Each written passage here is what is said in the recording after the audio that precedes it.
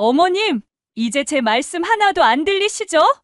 그래서 전 이렇게 마음껏 할 말을 할 수 있는 거고요. 아무리 돈이 많은 집안이라도 이렇게 병신이 되시면 끝이네요. 귀머거리가 되셔서 좋으세요? 이제 제가 뭐라고 해도 모르시잖아요. 어머님이 이러고 계시니까 제가 얼마나 편한 줄 아세요? 밖에서는 효녀라고 칭찬받고 속으로는 당신이 빨리 죽기만을 기다리고 있다는 거 아무도 모르죠? 이게 말이 돼? 그의 손이 떨리기 시작했습니다. 녹음 날짜는 여러 날에 걸쳐 있었고, 그때마다 은설은 시어머니를 향해 끔찍한 말들을 쏟아냈습니다. 어머님, 제가 왜 간병을 자처했는지 아세요? 당신 재산이 누구한테 갈지 똑똑히 지켜보고 싶어서예요. 멀쩡한 당신 앞에서는 절대 못할 짓이지만 이렇게 병신이 되고 나니까 전 마음껏 할 수 있네요. 사연을 듣고 난 후 각자의 의견을 댓글로 남겨주시기 바랍니다. 사소한 댓글이라도 사연자분에게 큰 힘이 될 수 있습니다. 각색될 수 있고 사연자분의 입장에서 구성될 수 있습니다. 그의 아버지는 그가 초등학교 때 세상을 떠났습니다.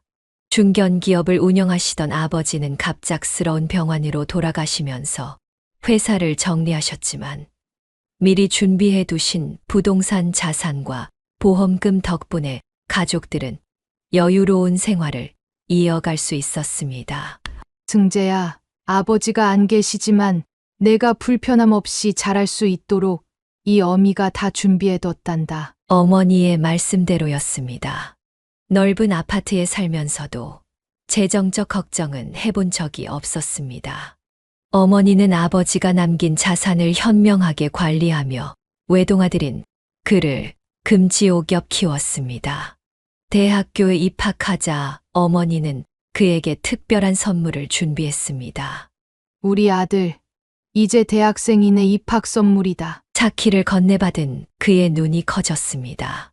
진회색의 우아한 수입 중형차였습니다. 당시 대학생들 사이에서는 상상하기 힘든 차종이었습니다.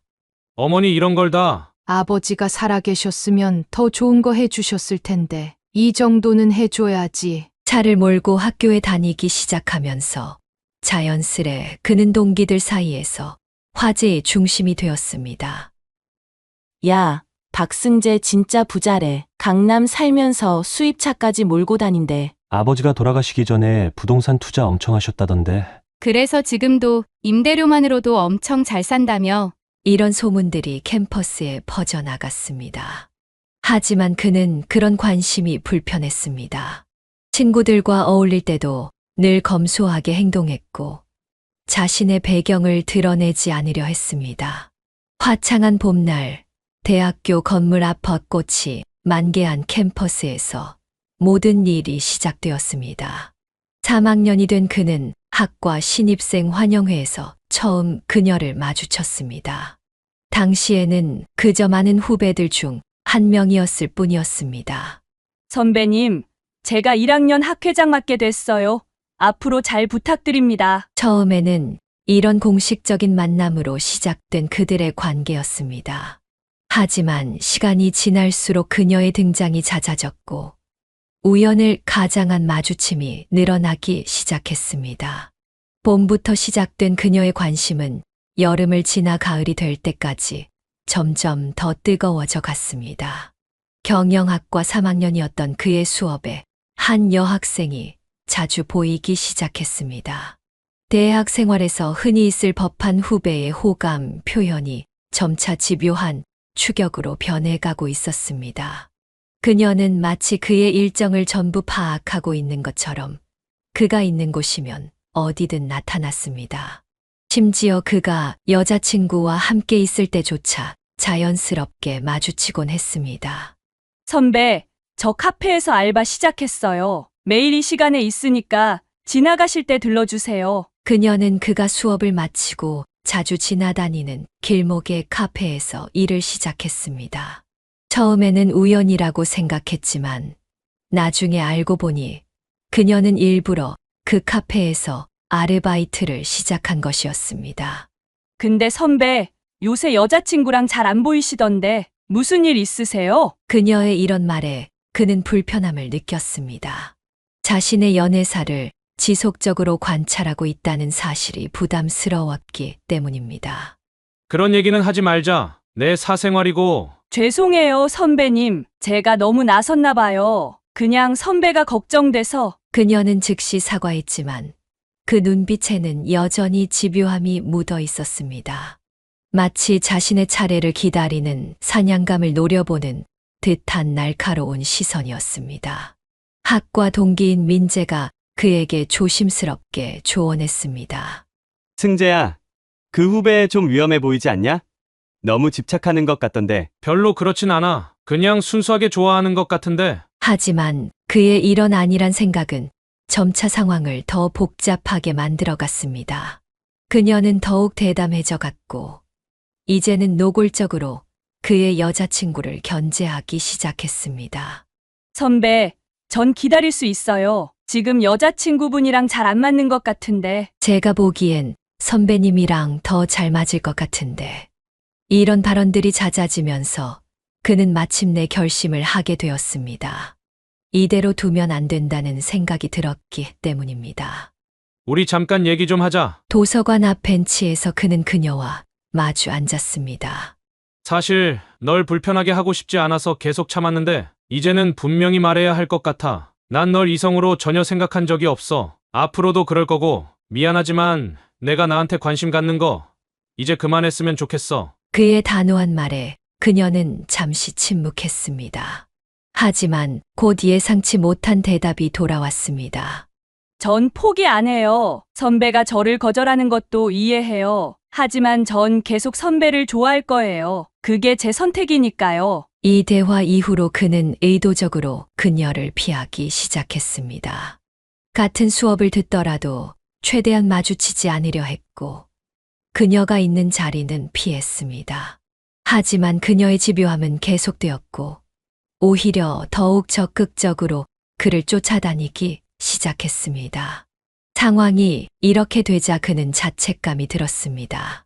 처음부터 더 단호하게 선을 그었어야 했는데 자신의 우유부단한 태도가 이런 상황을 만든 것은 아닌지 고민했습니다. 하지만 이제 와서 후회해도 소용없었습니다. 그녀의 집착은 이미 걷잡을 수 없이 커져 있었고 이는 그의 일상을 서서히 침식해 들어오고 있었습니다. 늦가을의 쌀쌀한 바람이 캠퍼스를 스쳐 지나갈 무렵 그는 마침내 결심을 굳혔습니다. 은설과의 상황을 더 이상 방치하면 안 된다는 생각이 들었기 때문입니다. 오늘은 꼭 얘기 좀 하고 싶은데 시간 될까? 그가 먼저 연락을 하자 은설은 곧바로 답장을 보내왔습니다. 네, 선배. 저 항상 시간 되죠. 어디서 만날까요? 캠퍼스 뒤편 조용한 카페에서 그들은 마주 앉았습니다. 은설의 눈빛에는 기대감이 가득했지만 그는 이제 그 기대를 완전히 접어야 할 때라고 생각했습니다. 사실 은설아, 내가 날 좋아하는 거 다 알고 있었어. 네, 알고 계셨죠. 제가 숨기지도 않았으니까요. 근데 이제는 확실하게 말해야 할 것 같아. 난 널 이성으로 전혀 생각한 적이 없어. 앞으로도 그럴 거고. 그의 말에 잠시 침묵이 흘렀습니다. 하지만 은설의 대답은 예상과 달랐습니다. 알아요. 선배가 저를 안 좋아하시는 것도 알고 여자친구 있는 것도 알아요. 그래도 전 포기 못해요. 제 마음이니까 제가 어떻게 하든 그건 제 자유 아닌가요? 이런 대답은 그가 전혀 예상하지 못한 것이었습니다. 분명한 거절에도 불구하고 오히려 더 당당해진 은설의 태도에 그는 당황했습니다. 지금 내가 하는 말 이해 못하는 거야? 아니요. 잘 이해해요. 그래도 전 계속 선배를 좋아할 거예요. 언젠가는 마음이 바뀌실 수도 있잖아요. 이 대화 이후로 그는 완전히 달라졌습니다. 더 이상 은설의 문자에 답장하지 않았고 마주치더라도 모르는 척 지나쳤습니다. 학과 행사에도 참석하지 않았고 수업이 끝나면 곧바로 자리를 피했습니다. 하지만 은설은 포기하지 않았습니다. 오히려 그의 차가운 반응이 새로운 도전이 된 듯 했습니다. 선배, 왜 이러세요? 전 그냥 예전처럼만 대해주셔도 되는데. 수업이 끝나고 서둘러 나가려는 그를 은설이 붙잡았습니다. 미안한데, 난 이제 정말 이런 상황이 불편해. 그만했으면 좋겠어. 제가 뭘 잘못했나요? 전 그냥 선배 곁에 있고 싶은데. 그는 더 이상 대화를 이어가지 않았습니다. 그저 고개를 저으며 자리를 피했고, 이런 상황이 반복될수록 그의 태도는 더욱 차가워졌습니다. 주변 친구들도 그의 변화를 눈치챘습니다. 승재야, 요새 많이 달라진 것 같은데 무슨 일 있어? 그냥 좀 정리하고 싶은 게 있어서. 그는 더 이상 자신의 우유부단한 태도로 은설에게 잘못된 희망을 주고 싶지 않았습니다. 비록 차갑게 대하는 것이 그녀에게 상처가 될 수 있다는 것을 알면서도 이것이 최선이라 생각했습니다. 시간이 흐를수록 그들 사이의 거리는 점점 더 멀어졌습니다. 그는 철저하게 은설을 피했고 어쩌다 마주치더라도 무표정한 얼굴로 지나쳤습니다.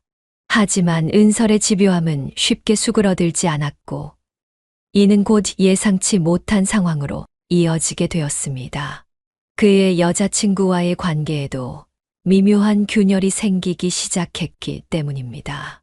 그의 여자친구와의 관계는 점점 더 악화되어 갔습니다. 처음에는 은설의 존재 때문에 시작된 불화였지만 점차 다른 문제들도 수면 위로 떠올랐습니다. 그러던 어느 날 예상치 못한 소식을 듣게 되었습니다. 승재야, 미안한데 내 여자친구 지난주에 강남에서 다른 남자랑 있는 거 봤어. 동기들이 조심스럽게 전한 이야기였습니다. 처음에는 믿기 힘들었지만 현우가 찍은 사진을 보고 그는 모든 것을 깨달았습니다. 사진 속 그녀는 낯선 남자와 다정하게 손을 잡고 있었습니다. 언제부터였는지 물어봐도 될까? 그가 조용히 물었을 때 그녀는 오히려 당당했습니다. 왜? 넌 은설이랑 그렇게 지내놓고 나한테는 뭐라고 하려고? 뭐? 은설이는 그냥 후배일 뿐이야. 난 한 번도. 됐어, 어차피 우리 이제 끝이야. 그동안 미안했어. 그녀는 자신의 잘못을 인정하기는커녕 오히려 그를 비난했고 4년간의 연애는 허무하게 끝이 났습니다. 그는 깊은 상실감에 빠졌고 한동안 수업에도 제대로 나가지 못했습니다. 선배, 밥은 드시고 다니시나요? 은설이 조심스럽게 다가온 것은 그때였습니다. 평소라면 차갑게 대했겠지만 그날따라 유독 외로움이 짙게 느껴졌습니다. 그냥 별로 먹고 싶지가 않아. 이러시면 건강 망치세요. 제가 죽이라도 끓여다 드릴까요? 은설의 진심 어린 걱정에 그는 처음으로 마음을 열었습니다. 함께 간식당에서 은설은 그저 묵묵히 그의 이야기를 들어주었습니다. 선배, 제가 옆에서 많이 힘이 되어드리고 싶어요. 이제는 거절하지 마세요. 그동안 귀찮게만 느껴졌던 은설의 관심이 처음으로 따뜻하게 다가왔습니다. 매일 아침 보내오는 문자도 수업이 끝날 때마다 건네는 커피도 이제는 모두 그를 위로하는 듯 했습니다. 은설아, 미안해. 그동안 내가 너무 차갑게 대했던 것 같아. 아니에요. 제가 너무 무리하게 다가갔죠. 이제는 그냥 선배가 편하실 때만 연락해주세요. 은설의 이런 배려심 있는 태도에 그는 점점 더 마음의 문을 열게 되었습니다. 더 이상 그녀를 피하지 않았고 가끔은 먼저 연락을 하기도 했습니다. 오늘은 내가 커피 살게. 시간 돼? 네, 당연히 되죠, 선배. 그렇게 서서히 그들의 관계는 변화하기 시작했습니다. 은설의 한결같은 마음이 그의 상처를 조금씩 치유해 주었고 어느새 그는 그녀의 존재가 없는 일상을 상상할 수 없게 되었습니다. 은설아, 우리 이제 정식으로 만나볼까? 도서관 앞 벚꽃이 만발한 그 자리에서 이번에는 그가 먼저 고백했습니다. 그동안에 쌓였던 감정이 봄바람처럼 따스하게 피어올랐고 은설의 눈에는 행복한 눈물이 맺혔습니다. 네, 선배, 정말 오래 기다렸어요. 그렇게 그들의 새로운 이야기가 시작되었습니다. 상처는 새로운 사랑으로 치유되었고 은설의 한결같은 마음은 마침내 그의 마음에 닿았습니다. 캠퍼스의 봄은 그들의 시작을 축복하는 듯 더없이 아름다웠습니다. 대학교를 졸업하고 그는 대기업 재무팀에 입사했습니다. 은설은 1년 후 중소기업 마케팅팀으로 입사했습니다.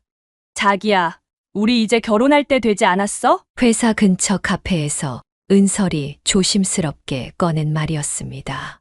그는 커피잔을 만지작거리며 대답했습니다. 아직은 좀 이른 것 같은데 돈도 더 모아야 하고. 왜? 나 월급도 받고 있는데 우리 둘이 합치면 충분하지 않아? 은설의 눈빛은 진지했습니다. 그녀는 자신의 통장을 보여주며 결혼 자금으로 모아둔 돈을 이야기했습니다.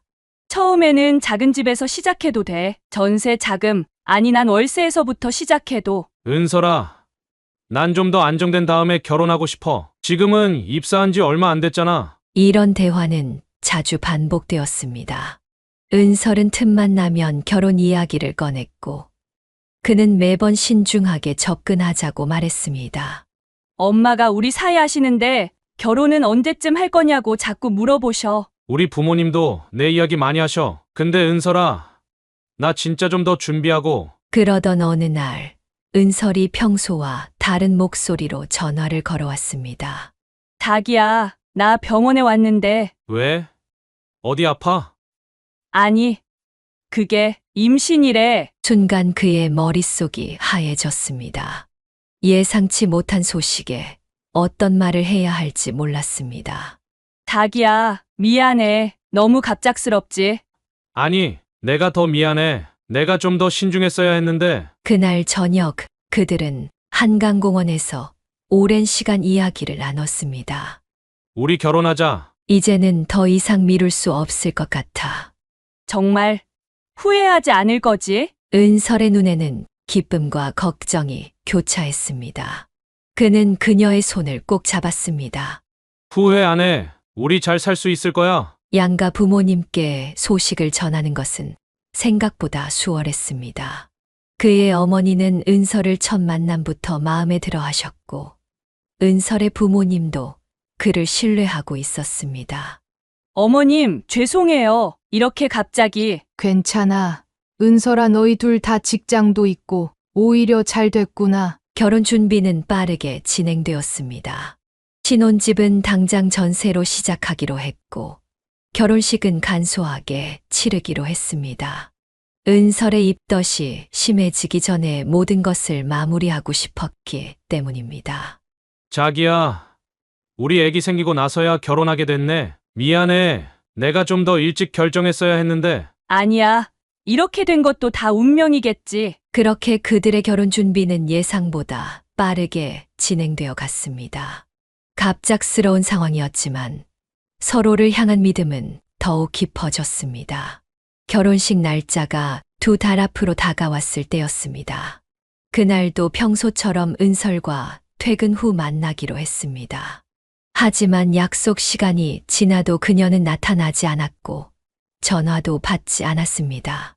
은설아, 어디야? 연락 좀 해줘. 수십 통의 부재중 전화와 문자를 남겼지만 답장은 오지 않았습니다. 그는 은설의 집으로 향했지만 불은 꺼져 있었고 초인종을 눌러도 아무도 없었습니다. 은설이 어디 있는지 혹시 아세요? 은설의 부모님께 연락했지만 그들도 딸의 행방을 알지 못했습니다. 회사에도 갑자기 휴가를 내고 나온 후 연락이 되지 않는다는 답변뿐이었습니다. 그가 경찰서로 향하려던 그때 마침내 은설에게서 문자가 왔습니다. 미안해. 선배, 난 이제 선배랑 결혼할 자격이 없어. 곧이어 걸려온 전화에서 그는 은설의 흐느끼는 목소리를 들었습니다. 우리 그만하자. 난 아기도 지키지 못하는 자격 미달인 사람이야. 무슨 소리야? 지금 어디야? 병원에 있었어. 아기가 떠났어. 나 진짜 조심히 했는데. 은설의 흐느낌 사이로 충격적인 이야기가 이어졌습니다. 심한 복통으로 혼자 병원을 찾았고 결국 아이를 잃었다는 것이었습니다. 지금 어느 병원이야?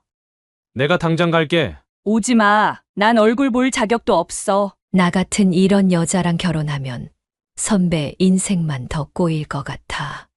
은설아, 제발, 지금 내가 필요하잖아. 미안해. 진짜 미안해. 나는 이제 선배한테 어울리지 않는 여자야. 아이도 지키지 못하고. 전화는 일방적으로 끊겼고, 이후로는 다시 연락이 되지 않았습니다. 그는 서울의 모든 산부인과를 수소문했지만, 은설의 흔적을 찾을 수 없었습니다. 제발, 한 번만이라도 만나서 이야기하자. 그의 간절한 메시지에 사흘 만에 은설이 답장을 보내왔습니다. 선배, 저는 이미 모든 걸 정리했어요. 회사도 그만뒀고 더 이상 찾지 마세요. 전 이제 선배 인생에서 사라질게요. 행복하세요. 마지막 문자와 함께 은설의 번호는 더 이상 연결되지 않았습니다. 그녀가 묵던 원룸은 이미 비워져 있었고, 그녀의 부모님조차 딸의 행방을 알지 못했습니다. 이게 말이 돼? 준비해둔 신혼집을 홀로 바라보며 그는 모든 것이 꿈이기를 바랐습니다. 하지만 현실은 냉혹했고, 결혼식을 앞두고 예비 신부는 흔적도 없이 사라져버렸습니다. 덩그러니 놓여있는 청첩장과 웨딩드레스 견적서가 이 모든 것이 현실이었음을 증명하고 있었습니다. 일주일간의 실종 같은 시간이 지난 후 은설은 그의 집 앞에 나타났습니다. 창백한 얼굴로 서 있는 그녀를 보자마자 그는 달려나갔습니다. 은설아, 너 어디 있었어?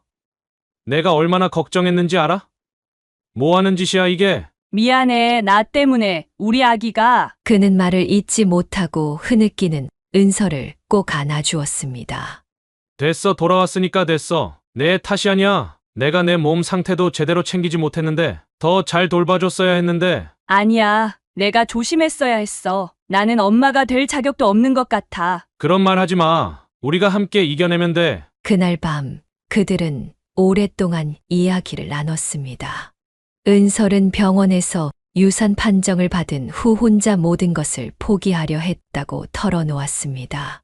난 도망갔잖아. 이런 나랑 결혼해도 될까? 난 내가 필요해. 우리 아기의 일은 우리 둘 다의 아픔이야. 혼자 견디지 말고 나한테 기대. 다음 날 그는 은설을 데리고 어머니를 찾아갔습니다. 어머님, 죄송해요. 은설이 울먹이며 말하자 그의 어머니는 오히려 은설을 끌어안았습니다. 우리 며느라가 얼마나 힘들었겠어. 엄마가 있다는 걸 잊지 말고 언제든 기대. 시어머니의 따뜻한 위로에 은설은 더욱 눈물을 쏟았습니다. 그날부터 은설은 주말마다 시어머니 집에서 시간을 보냈고, 시어머니의 정성 어린 보양식 덕분에 조금씩 건강을 되찾아갔습니다. 여보, 나 이제 괜찮아. 우리 결혼식 다시 준비할까? 한 달이 지나고 은설이 먼저 입을 열었습니다. 정말 너무 서두르는 거 아니야? 응. 이제 자신 있어. 우리 새로운 시작해보자. 그렇게 중단되었던 결혼 준비가 다시 시작되었습니다. 이번에는 더욱 차분하게 서두르지 않고 하나하나 준비해 나갔습니다. 여보, 웨딩드레스 입어볼래? 응. 근데 나 좀 말랐지? 다시 맞춰야 할 것 같아. 걱정 마. 너 어떤 드레스 입어도 예쁠 거야. 예식장에서의 맹세는 더욱 특별했습니다. 아픔을 이겨내고 맞이한 결혼식이었기에 그들의 눈빛에는 더 깊은 사랑과 신뢰가 담겨 있었습니다. 이제 정말 우리 시작이다. 응. 앞으로 우리 더 행복하자. 서로를 바라보며 나눈 미소에는 지난날의 상처를 이겨낸 강인함과 새로운 미래에 대한 희망이 담겨 있었습니다. 신혼집은 평범한 빌라의 33평형이었습니다. 그들의 새로운 보금자리는 서울 변두리에 있었지만 은설은 집을 꾸미는 데 특별한 정성을 쏟았습니다. 여보, 오늘은 일찍 들어올 수 있어? 응, 왜? 저녁에 특별한 요리 준비했거든. 기대하고 와. 은설의 정성은 식탁에서 더욱 빛났습니다. 매일 아침 일찍 일어나 도시락을 싸고 저녁이면 새로운 요리를 연구했습니다. 어떻게 이렇게 맛있는 음식을 매일 해주면 회사 구내식당은 못 가겠다. 그래야지 앞으로도 내 음식만 먹어야 해. 주말이면 은설은 이른 아침부터 시장을 보러 나갔습니다. 시어머니의 입맛에 맞는 반찬을 준비하는 것도 잊지 않았습니다. 어머님, 이번에는 제가 만든 반찬 어떠세요? 어머, 은설아, 이번엔 정말 맛있구나. 엄마도 이제 김치는 내 손맛을 따라가야겠어. 시어머니는 처음에 은설의 갑작스러운 유산과 실종에 대해 마음에 걸리는 것이 있었습니다. 하지만 은설의 진심 어린 효도와 정성에 그런 걱정은 곧 사라졌습니다. 여보, 나 이번 주말에 어머님 댁에서 김장하기로 했어. 많이 힘들 텐데 괜찮아? 응, 괜찮아. 어머님이랑 같이 하면 즐거워. 은설은 시어머니를 친엄마처럼 따랐고 주말마다 찾아가 말벗이 되어드렸습니다. 시어머니의 건강식을 연구하고 마사지를 해드리는 것도 잊지 않았습니다. 은설아, 너 없었으면 어쩔 뻔했니? 요새 허리도 안 아프고 좋다. 회사에서도 은설은 인정받는 직원이었습니다. 마케팅팀에서 뛰어난 성과를 내며 일과 가정 모두를 완벽하게 꾸려나갔습니다. 여보, 이번에 팀장님께서 칭찬해 주셨어. 내가 기획한 프로젝트가 좋은 평가를 받았대. 우리 은설이가 원래 일도 잘하잖아. 퇴근 후에도 은설의 에너지는 줄어들지 않았습니다.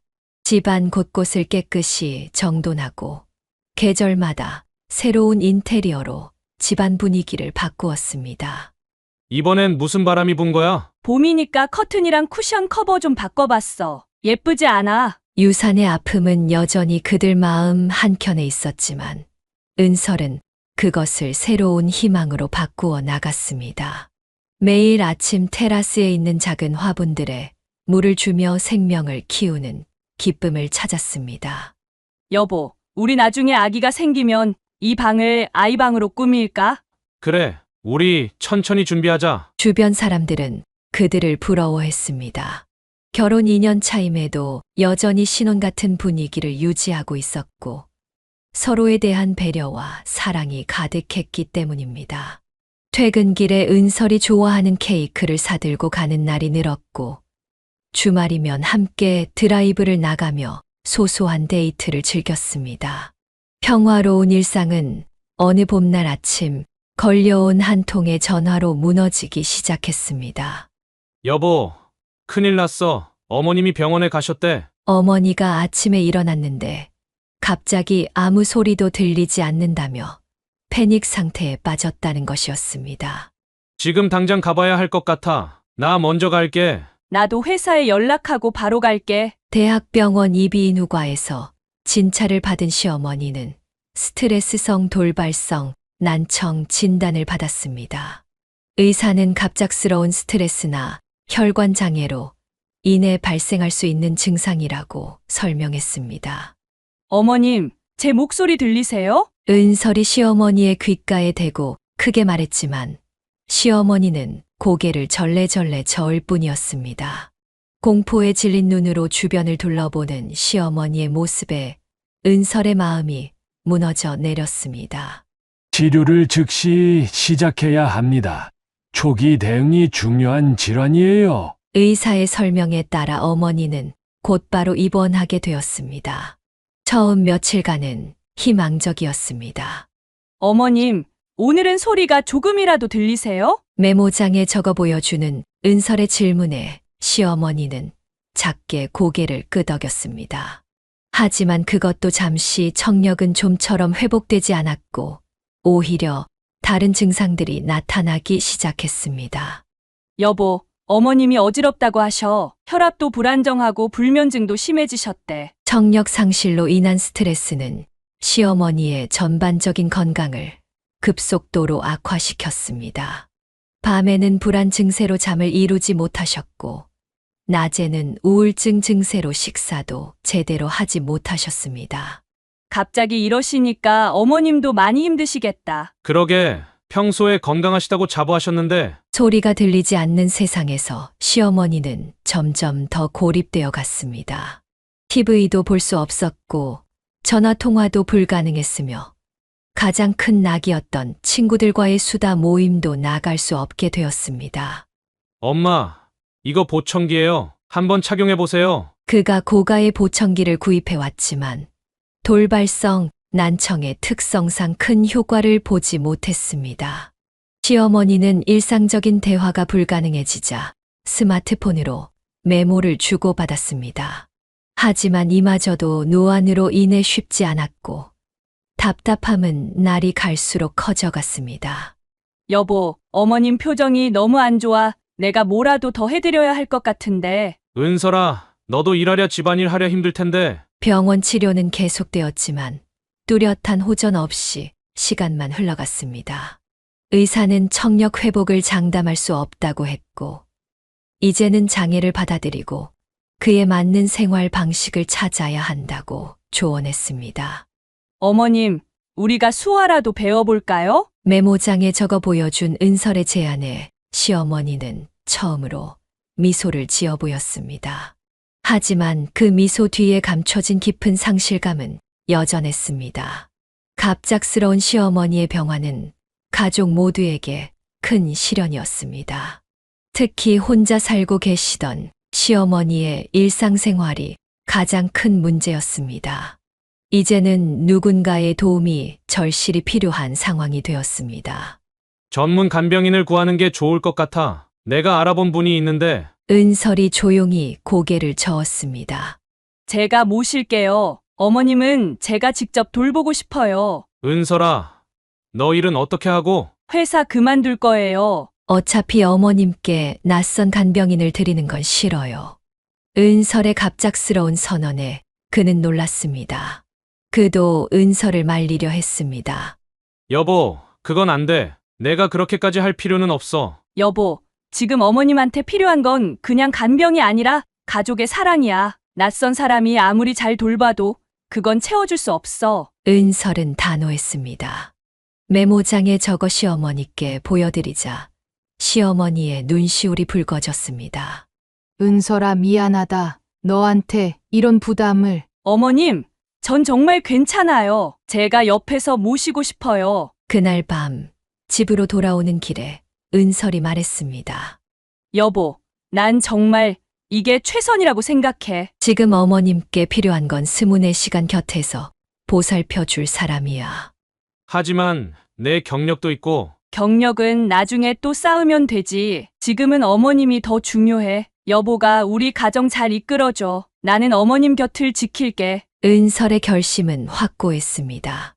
다음 날 아침 일찍 회사에 사직서를 제출했고 시어머니의 집으로 짐을 옮기기 시작했습니다.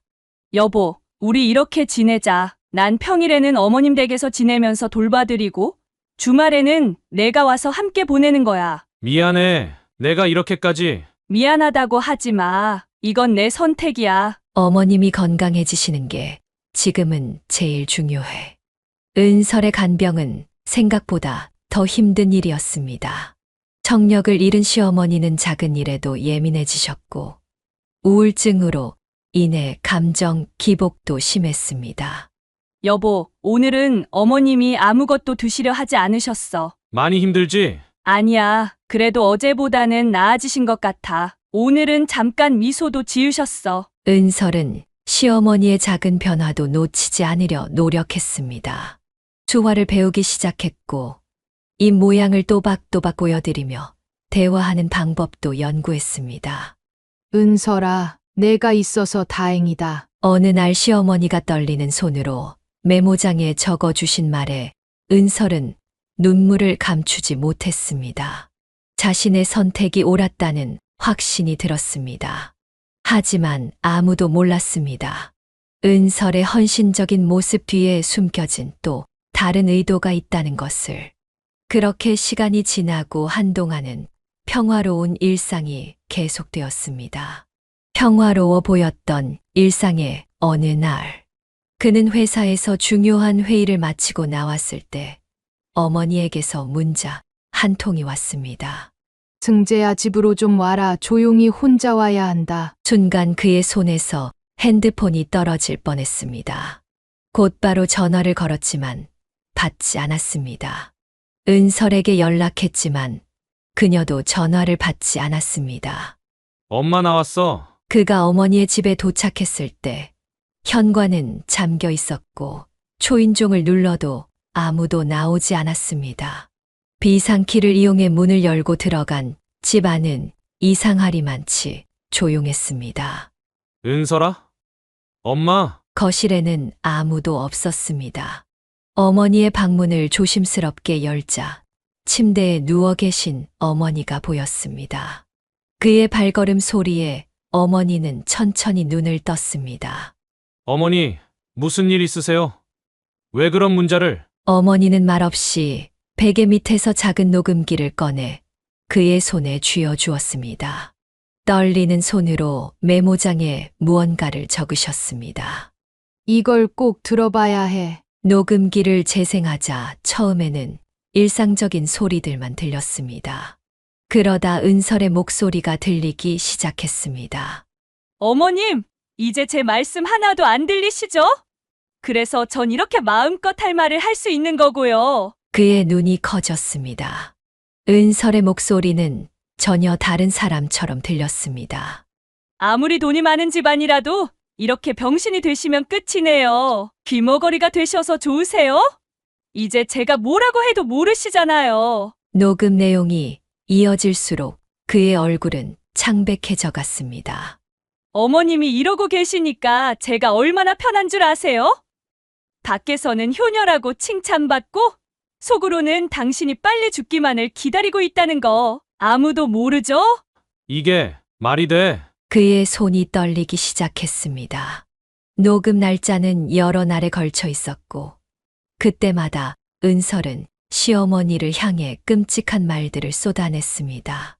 어머님, 제가 왜 간병을 자처했는지 아세요? 당신 재산이 누구한테 갈지 똑똑히 지켜보고 싶어서예요. 멀쩡한 당신 앞에서는 절대 못할 짓이지만 이렇게 병신이 되고 나니까 전 마음껏 할 수 있네요. 녹음기에서는 계속해서 끔찍한 독백이 이어졌습니다. 어머님, 솔직히 말씀드릴게요. 저 이런 밥 차려주고 약 챙겨주는 거 다 귀찮아요. 그래도 참는 이유가 있죠. 어머님 재산이 탐나서요. 그는 녹음기를 꽉 쥐었다 놓기를 반복했습니다. 손끝이 하얗게 변할 정도였습니다. 저러고 있다가 먹던 밥에 목이라도 막혀서 확 죽어버리면 얼마나 좋을까? 그럼 저 노인네 재산 우리 그이가 다 물려받을 거고 나도 사모님이 돼서 내가 원래 그리던 그림처럼 잘 살 텐데. 은설의 목소리는 점점 더 날카로워졌습니다. 어머님, 이제 그만 죽어주세요. 귀머거리로 살면 뭐가 재밌겠어요? 사람이 보고 듣고 느끼고 살아야 사는 건데 듣는 걸 못하니 사는 맛이 없죠? 제발 죽어주세요. 잠시 숨을 고르는 소리가 들리고 은설은 계속해서 말을 이었습니다. 그래야 제가 평생의 한을 풀고 행복하게 살죠. 저도 돈 걱정 없이 사람들 부러운 눈빛 받으면서 좀 살자고요. 네, 그래야 제가 지금까지 그이 뒷바라지, 어머님 뒷바라지한 보람이 있죠. 마지막 부분에서 은설의 목소리는 거의 히스테리컬했습니다. 저 그거 하나 바라고 있어요. 그러니 은퇴하시고 그이에게 다 물려주시든가 아님 돌아가시든가 둘 중 하나는 해주세요. 녹음이 끝나고 방 안에는 무거운 정적만이 흘렀습니다. 그는 자신의 귀를 의심하고 싶었습니다. 하지만 어머니의 떨리는 손과 눈물 맺힌 눈을 보며 이 모든 것이 현실임을 인정할 수밖에 없었습니다. 어머니는 또 다른 메모를 내밀었습니다. 은설이가 너 나가면 매일 이런 식으로 말하더라. 내가 찝찝해서 녹음을 한번 해봤는데 뭐라고 하는 거니? 녹음기의 충격적인 내용이 머릿속을 떠나지 않았습니다. 그는 잠을 이루지 못하고 은설과의 모든 순간을 되짚어보기 시작했습니다. 대학 시절부터 지금까지 그녀의 모든 행동이 의심스러워졌습니다. 그는 아내에 대해서 너무 몰랐던 것 같았습니다. 그래서 가장 먼저 찾아간 곳은 대학 동기 민재의 사무실이었습니다. 은설이? 걔가 그렇게 이야기했다고 말도 안 돼 잘못한 거 아니야? 혹시 희선이한테는 물어봤어? 희선이? 대학 때 은설이랑 제일 친했던 애 너도 알 것 같은데. 하지만 그는 희선이라는 이름을 처음 들었습니다. 은설이 한 번도 언급한 적 없는 이름이었습니다. 걔네 둘이 정말 친했거든. 근데 졸업하고 갑자기 연락을 끊었다더라. 민재의 말에 그는 더욱 의구심이 들었습니다. 은설은 늘 자신의 대학 생활을 이야기할 때마다 혼자였다고, 친한 친구가 없었다고 말했습니다. 희선이 연락처 좀 알 수 있을까? 다행히 민재는 SNS를 통해 희선의 연락처를 찾을 수 있었습니다. 여보세요? 희선 씨인가요? 네, 근데 누구시죠? 저는 박승재라고 합니다. 은설이 남편인데 잠시 침묵이 흘렀습니다. 아, 승재 선배. 만나서 이야기하는 게 좋을 것 같네요. 도심의 한적한 카페에서 희선을 만났을 때 그는 직감적으로 무언가를 느꼈습니다. 희선의 표정에는 오래된 걱정과 망설임이 있었습니다. 선배, 은설이가 무슨 일을 저질렀나요? 왜 그런 질문을 하시죠? 제가 은설이를 잘 알거든요. 선배가 이렇게 찾아오실 정도면 뭔가 있었겠죠. 희선은 천천히 커피잔을 돌리며 말을 이어갔습니다. 사실 전 은설이가 선배님과 결혼한다는 소식을 듣고 많이 놀랐어요. 그 애가 그렇게 쉽게 포기할 애가 아니었거든요. 무슨 의미인가요? 은설이는 목표를 이루기 위해서라면 수단과 방법을 가리지 않는 아이였어요. 대학 때도 희선의 이야기는 그가 알던 은설과는 전혀 다른 사람에 대한 것 같았습니다. 순수하고 헌신적이었던 그의 아내가 아닌 철저히 계산적이고 치밀한 한 여자의 이야기였습니다. 제가 이런 말씀을 드려야 할지 모르겠지만 선배님께서 찾아오신 걸 보니 뭔가 일이 있었나 봐요. 은설이의 진짜 모습을 보신 거겠죠? 선배님, 은설이가 어떻게 선배님을 알게 됐는지 아세요? 희선의 질문에 그는 고개를 갸웃했습니다. 학회에서 처음 만났다고 하지 않았나요? 희선은 쓴웃음을 지었습니다. 그게 다 계획된 만남이었어요. 은설이는 선배님을 만나기 전부터 모든 걸 알고 있었거든요. 집안 배경부터 시작해서. 무슨 말씀이신지. 제가 보여드릴 게 있어요. 희선은 오래된 수첩을 꺼냈습니다. 그 안에는 놀랍게도 그에 대한 상세한 정보들이 빼곡히 적혀 있었습니다. 이건 은설이가 선배님을 관찰하면서 적어둔 노트예요. 어떤 커피를 좋아하시는지, 주로 어떤 경로로 하교하시는지, 심지어 어떤 스타일의 여자를 좋아하시는지까지. 그는 수첩을 넘기며 점점 창백해졌습니다. 처음에는 제가 말렸어요. 이건 너무 잘못된 거라고. 하지만 은설이는 희선은 잠시 말을 멈추고 깊은 한숨을 내쉬었습니다. 희선아, 난 이번엔 꼭 성공할 거야. 돈 있는 남자 만나서 인생 역전하는 거. 그게 내 목표야. 이렇게 말하더라고요. 그럼 나에 대한 고백도. 다 계획된 거였어요. 선배님이 여자친구와 헤어지실 때까지 기다렸다가 가장 취약한 순간을 노린 거죠. 희선의 이야기는 계속되었습니다. 은설이는 늘 말했어요. 난 절대 가난하게 살지 않을 거야. 돈 많은 시댁에서 호강하면서 살 거라고. 처음엔 농담인 줄 알았는데. 그런데 왜 이제야 이런 말씀을. 죄책감 때문이에요. 은설이의 계획을 알면서도 말리지 못했던 제 잘못이기도 하니까요. 그는 손끝이 떨렸습니다. 희선은 계속해서 충격적인 이야기를 이어갔습니다. 은설이는 대학 때부터 달랐어요. 다른 사람들이 연애할 때도 그 애는 늘 상대방의 집안 환경부터 살폈죠. 한 번은 제가 내가 진짜 좋아하는 사람은 없어 라고 물었더니 희선은 잠시 눈을 감았다가 떴습니다. 자랑? 그런 건 돈 있는 사람들의 특권이야. 난 생존이 먼저야. 이렇게 대답하더라고요. 그럼 저와의 모든 순간이. 계산된 연기였을 거예요. 은설이는 그런 재능이 있었어요. 상대방이 원하는 모습을 완벽하게 연기하는. 카페의 창밖으로 석양이 저물어가고 있었습니다. 그의 마음 속에서도 은설에 대한 모든 기억이 저물어가는 것 같았습니다. 희선과의 대화 후 그는 은설의 고향을 찾았습니다. 부산의 한 작은 동네, 은설이 어린 시절을 보냈던 곳이었습니다. 여기가 은설이네 예전 집이었어요. 오래된 이웃의 안내로 찾아간 곳은 허름한 연립주택이었습니다. 하지만 그곳은 은설의 몰락 이전의 집이 아니었습니다. 저기 위에 보이는 저 고급 빌라요. 거기가 은설이네 본가였어요. 밤낮으로 경매 딱지가 붙더니 하루아침에 저기로 이사 왔지. 이웃의 이야기는 충격적이었습니다. 하루아침에 길바닥에 나앉게 생겼다고 온 동네가 떠들썩했었죠. 은설의 아버지는 중견기업 임원이었고 어머니는 전업주부였습니다. 은설은 피아노, 미술, 발레까지 모든 사교육을 받으며 부족함 없이 자랐습니다. 은설이 아버지가 보증을 섰던 회사가 부도나면서 한순간에 모든 것이 변했습니다. 재산이 압류되고 호화로운 빌라에서 달동네 반지하로 쫓겨나듯 이사를 했습니다. 그날 밤 은설이가 울면서 뛰쳐나갔어요. 자기 방에 있던 피아노며 인형이며 다 버리고 가야 한다고. 그 모습이 아직도 눈에 선해요. 중학교에 입학하면서 은설의 생활은 완전히 달라졌습니다. 예전 친구들은 하나둘 멀어졌고 새로운 학교에서는 늘 구석에 앉아 있었다고 합니다. 그때부터였어요. 은설이가 이상하게 변한 게 다른 애들 도시락 반찬을 훔쳐 먹다가 들켰다나. 학교 상담 기록을 찾아보니 더 충격적인 내용이 있었습니다. 은설은 부유한 친구들의 물건을 훔치다 여러 번 적발됐고 그때마다 내 것이었어야 했는데라고 중얼거렸다고 합니다. 돈 있는 친구들 얘기만 나오면 은설이 눈빛이 달라졌어요. 마치 뱀이 먹이를 노리는 것처럼. 고등학교에 진학한 후에는 더욱 교묘해졌습니다.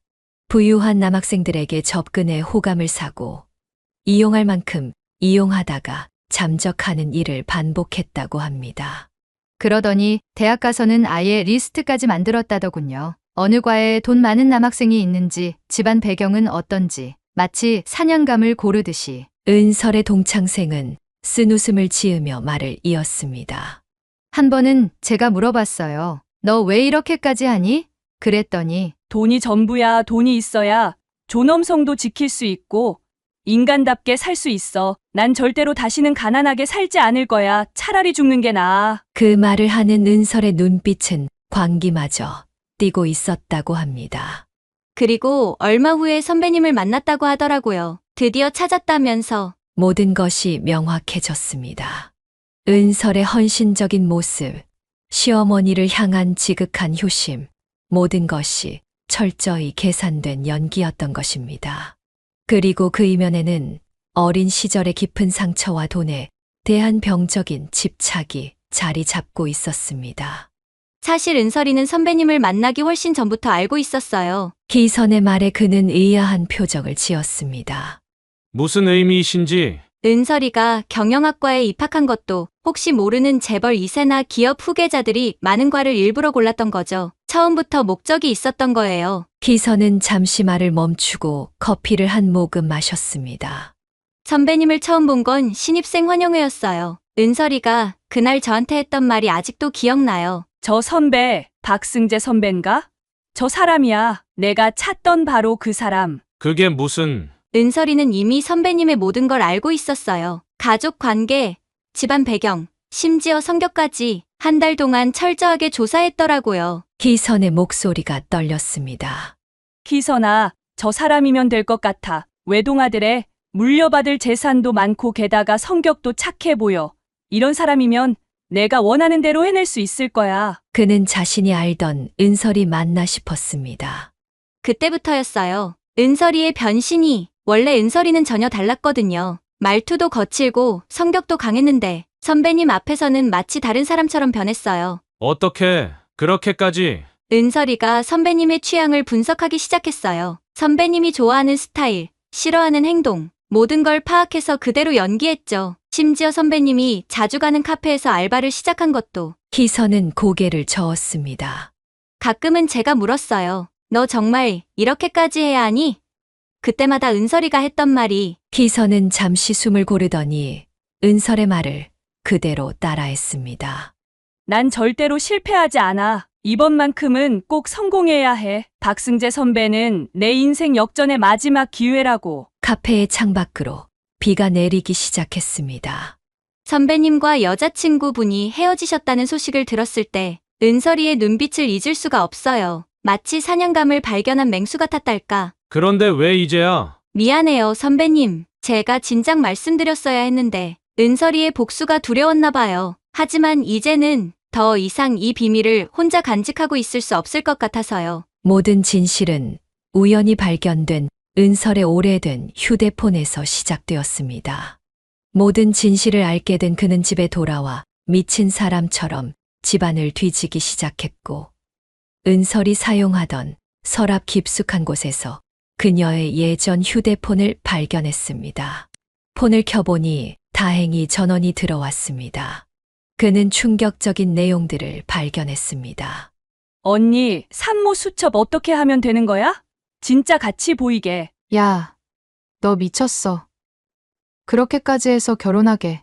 걸리면 어쩌려고. 걱정 마. 어차피 곧 유산이라고 할 거야. 결혼만 빨리 하면 되는 거잖아. 게다가 핸드폰 메모에는 초기 임신 증상, 임신 초기 주의사항, 입덧 시기와 같은 내용이 있었습니다. 갤러리에는 여러 장의 초음파 사진들이 저장되어 있었습니다. 각각의 사진에는 날짜별로 정리가 되어 있었고, 심지어 포토샵으로 수정한 흔적도 보였습니다. 당시를 떠올려 보니 이상했던 점들이 하나둘 기억났습니다. 은설은 항상 혼자 병원에 다녀왔고, 그가 동행하겠다고 하면 여보, 아직 초기라 불안하니까 나 혼자 다녀올게 라며 거절했었습니다. 입덧도 항상 그가 없을 때만 심하다고 했고, 실제로 그의 앞에서 구토를 하는 모습을 본 적은 없었습니다. 시간이 흘러 결혼이 가시화되고 배가 불러올 시기가 다가오자 은설은 갑자기 유산이라는 카드를 꺼냈던 것입니다. 여보, 우리 아기가. 그때 보여줬던 오열하는 모습, 자책하는 듯한 표정, 모든 것이 연기였다는 사실에 그의 마음은 무너져 내렸습니다. 휴대폰에는 그녀가 친구와 주고받은 또 다른 메시지들도 있었습니다. 이제 곧 결혼할 것 같아. 이번엔 진짜 성공이야. 임신이라는 카드를 쓰길 잘했어. 근데 이제 어떡할 거야? 곧 내가 불러야 할 텐데. 걱정 마. 다음 주에 유산했다고 할 거야. 완벽한 타이밍이지. 그날 밤 그는 은설을 거실로 불렀습니다.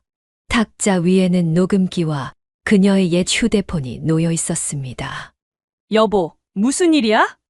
왜 이렇게 심각해? 은설의 목소리는 평소처럼 다정했습니다. 하지만 탁자 위의 물건들을 발견한 순간 그녀의 얼굴이 굳어졌습니다. 그동안 잘 연기했다. 무슨 소리야? 더는 연기하지 마. 이제 다 알아버렸으니까. 그가 녹음기를 틀었습니다. 시어머니를 향한 그녀의 독설이 흘러나왔습니다. 은설의 얼굴이 하얗게 변했습니다. 이건 조작된 거야, 난. 조작. 그래? 그럼 이건? 그는 휴대폰을 켜서 그녀에게 보여주었습니다. 임신을 위장하고 유산을 가장하기 위해 주고받은 메시지들이 차례로 펼쳐졌습니다. 어떻게 그걸. 처음부터 끝까지 다 거짓말이었던 거지? 우연한 만남도, 순수한 사랑도, 임신도. 심지어 그 눈물까지도 전부 다. 그의 목소리가 떨렸습니다. 대체 왜 나한테 이럴 수 있어? 여보, 난 그래도 지금은 진심으로. 진심. 지금도 연기하는 거야? 어머니한테 저런 저주를 퍼부으면서. 은설이 무릎을 꿇었습니다. 미안해. 정말 미안해. 처음에는 계획적이었어. 돈이 너무 가지고 싶었어. 그때는 어떻게든 돈 있는 남자를 만나서. 그래서 날 골랐어. 내가 내 인생 역전을 위한 수단이었다고? 그랬어. 처음에는. 하지만 시간이 지나면서. 입 다물어. 그가 소리를 질렀습니다. 너는 내 어머니를 저주했어. 빨리 죽어라. 병신. 이런 말들을 어떻게 할 수 있어? 은설이 바닥에 엎드려 흐느꼈습니다. 살려주세요. 제발 이혼하지만 말아주세요. 이제는 정말 달라질 수 있어요. 진심으로 사랑하게 됐어요. 사랑. 내가 사랑을 알아? 돈이 전부인 내가? 맞아요. 전 나쁜 여자예요. 욕심쟁이고 이기적이고. 하지만 이제는 정말. 그만해. 더는 내 연기를 보고 싶지 않아. 은설은 그의 발 앞에 무릎을 꿇은 채 계속해서 용서를 빌었습니다. 하지만 그의 마음은 이미 돌이킬 수 없이 멀어져 있었습니다. 짐 싸. 당장 내일까지 이 집에서 나가. 여보, 제발 한 번만 기회를. 기회? 네가 어머니께 했던 그 저주의 말들, 그것도 기회를 달라는 거야? 은설은 바닥에 엎드린 채 계속해서 울부짖었지만 그의 마음은 이미 돌이킬 수 없을 만큼 차갑게 식어 있었습니다. 다음 날 아침 은설은 마지막으로 그를 찾아왔습니다. 밤새 울었는지 붓고 충혈된 눈으로, 하지만 어딘가 계산적인 눈빛을 감추지 못한 채로. 나 정말 마지막으로 한 말만 하면 안 될까? 그는 대답 없이 창밖만 바라보았습니다. 처음에는 정말 돈 때문이었어. 인정해. 난 가난이 너무 싫었고 돈 많은 남자를 만나 성공하고 싶었어. 그래서 선배를 선택했던 거야. 은설의 목소리가 떨렸습니다. 하지만 시간이 지날수록 달라졌어. 선배의 따뜻한 마음, 배려심, 그런 것들이 보이기 시작했고 점점 진심으로 좋아하게 됐어. 그래서 거짓 임신까지 했다. 그게 내 말하는 사랑이야? 그건 내가 너무 초조했기 때문이야. 선배가 결혼을 미루려고 할 때 난 정말 미쳐버릴 것 같았어. 이대로 놓치면 어쩌지? 그런 생각에. 그녀의 말에는 여전히 진정성이 느껴지지 않았습니다. 사람이 사랑하면 변한다며. 근데 넌 어머니께 저런 짓을, 그것도 매일같이. 그건 내가 잘못했어. 하지만 시어머니가 날 의심하시는 것 같아서 너무 두려웠어. 내 진심이 들통날까봐. 은설의 말에 그는 쓴웃음을 지었습니다. 지금도 넌 진심으로 뉘우치는 게 아니야. 그저 들켰다는 것, 계획이 틀어졌다는 것만을 후회하고 있는 거지. 아니야. 난 정말. 내 눈을 봐. 지금도 넌 다음 수를 계산하고 있어. 어떻게 하면 이 상황을 모면할 수 있을지. 은설은 잠시 말을 멈췄다가 갑자기 히스테리컬한 웃음을 터뜨렸습니다. 그래, 맞아. 난 지금도 계산하고 있어. 어떻게 하면 이 상황을 벗어날 수 있을지. 어떻게 하면 널 잡을 수 있을지. 이게 바로 나야. 가난에 찌들어 자란 나의 모습이라고. 그제서야 그녀의 진짜 모습이 드러났습니다. 근데 내가 뭘 잘못했는데 세상이 더 나쁜 거 아니야? 돈 없으면 사람 취급도 못 받는 이 더러운 세상이. 끝내 은설은 진정한 반성 대신 세상을 향한 원망만을 드러냈습니다. 그녀의 마지막 변명조차도 자기 합리화에 지나지 않았습니다. 그는 변호사와의 상담을 마치고 돌아오는 길이었습니다. 차가운 겨울바람이 얼굴을 때렸습니다. 이제는 돌이킬 수 없다는 것을 알았습니다. 어머니, 전 이혼하기로 했습니다. 시어머니는 아들의 결정을 듣고 오랫동안 말없이 아들을 바라보았습니다. 메모장에 떨리는 손으로 글을 써내려갔습니다. 그래, 내 선택이 맞을 거야. 며칠 후 그는 은설의 부모님을 찾아갔습니다. 그들 앞에서 큰 절을 올렸습니다. 너무 죄송합니다. 이런 식으로 찾아뵙게 되어. 은설의 아버지는 한숨만 길게 내쉬었습니다. 우리 딸이 정말 그런 짓을. 은설의 어머니는 말을 잊지 못하고 눈물만 흘렸습니다. 이혼은 조용히 진행하고 싶습니다. 양가 체면을 생각해서. 그는 미리 준비한 합의서를 조심스럽게 꺼냈습니다. 위자료는 최소한으로 하고 재산 분할도 은설이 혼인 전에 가져온 것만 가져가는 것으로 정했습니다. 승재야, 너무 미안하다. 장인어른의 떨리는 목소리에 그도 눈시울이 붉어졌습니다. 다음 날 은설에게 연락이 왔습니다. 오늘 잠깐 만날 수 있을까? 법원 근처 카페에서 그들은 마주 앉았습니다. 은설은 많이 야위어 있었습니다. 이게 합의서야. 한번 읽어봐. 은설은 떨리는 손으로 서류를 받았습니다. 이렇게 끝내자는 거지.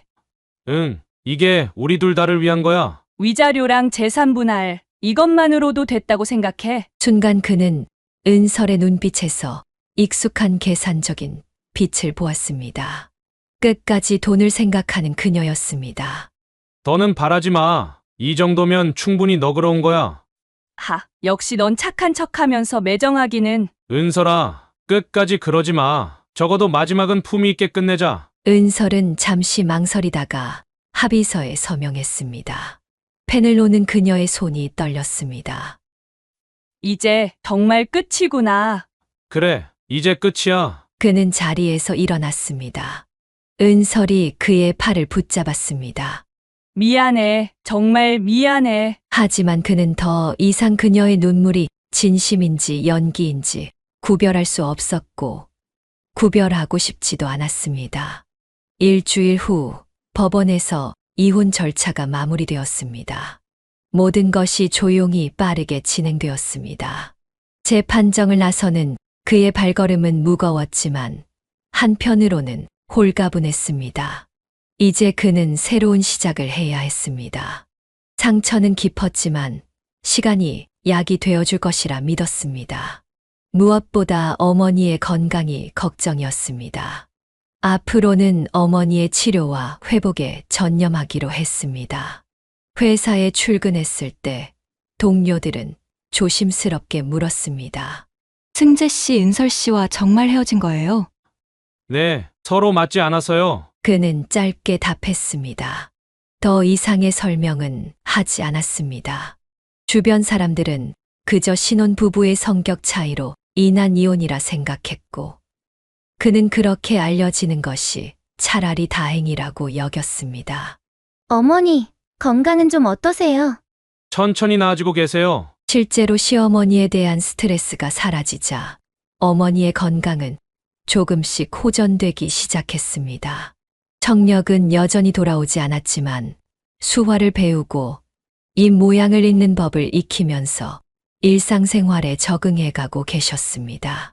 가끔 밤이 깊어 잠을 이루지 못할 때면 그는 은설과의 추억들을 떠올렸습니다. 처음 만났던 순간, 데이트했던 시간들, 결혼식. 모든 것이 거짓이었다는 사실이 아직도 그를 괴롭혔습니다. 아들, 너무 마음 아파하지 마라. 어머니가 메모장에 써주신 글을 보며 그는 쓴웃음을 지었습니다. 오히려 어머니가 자신을 걱정하고 있었습니다. 회사에서 은설의 자리는 새로운 직원으로 채워졌습니다. 그녀가 다니던 회사를 그만두고 어디론가 떠났다는 소식을 들었지만 더 이상 알아보고 싶지는 않았습니다. 승재야, 이제 새로운 인연을 찾아봐. 친구들의 걱정 어린 말에 그는 고개를 저었습니다. 아직은 시기상조인 것 같아. 마음의 상처는 쉽게 아물지 않았습니다. 누군가를 다시 신뢰한다는 것이 두려웠습니다. 은설의 연기가 너무나 완벽했기에 이제는 누구의 진심도 쉽게 믿을 수 없었습니다. 양가 부모님들은 서로 마주치지 않기 위해 조심스레 움직였고, 공통의 지인들도 은설의 이야기는 꺼내지 않았습니다. 마치 모두가 침묵의 카르텔을 형성한 것 같았습니다. 가끔 그는 생각했습니다. 은설의 마지막 모습이 진짜였을까? 그 눈물이 정말 진심이었을까? 하지만 곧 고개를 저었습니다. 더 이상의 의미 없는 생각은 자신을 더 아프게 할 뿐이었습니다. 이제는 새로운 시작을 해야 할 때인가 보네요. 어느 날 문득 거울을 보며 중얼거렸습니다. 거울 속의 자신은 많이 지쳐 보였지만 동시에 단단해진 것 같기도 했습니다. 시간은 계속 흘러갔고 그의 삶도 조금씩 앞으로 나아갔습니다. 이제 그는 이 이야기를 천천히 잊어가고 있습니다. 아니, 어쩌면 있는 것이 아니라 받아들이고 있는지도 모릅니다.